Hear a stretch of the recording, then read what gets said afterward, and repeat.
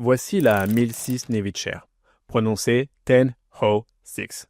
Et voici son histoire. Dans les années 1940, le contexte global pousse les Américains à avoir pas mal de sous-marins. Et ils ont besoin de quoi s'asseoir dedans.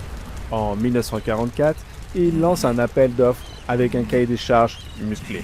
Les chaises doivent résister à l'eau, à la corrosion, au feu, aux torpilles et être légères.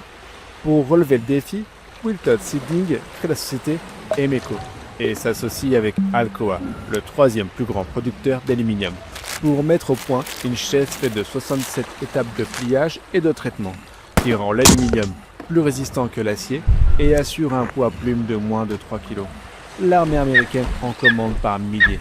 Mais la Tenho 6, c'est l'inverse de l'obsolescence programmée. La chaise est tellement solide que l'armée américaine n'en recommande plus une seule à partir des années 60. Et en 1979, Emeco est déclaré en faillite. C'est là que Jay Bunchbinder rachète la société pour meubler des fast-foods.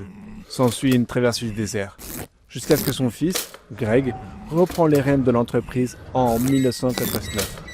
Poussé par l'intérêt que porte Philip Stark à ses chaises, il se tourne vers les designers qui l'invitent à se réapproprier la Navy, tels que Constantin Gear ou Jasper Morrison.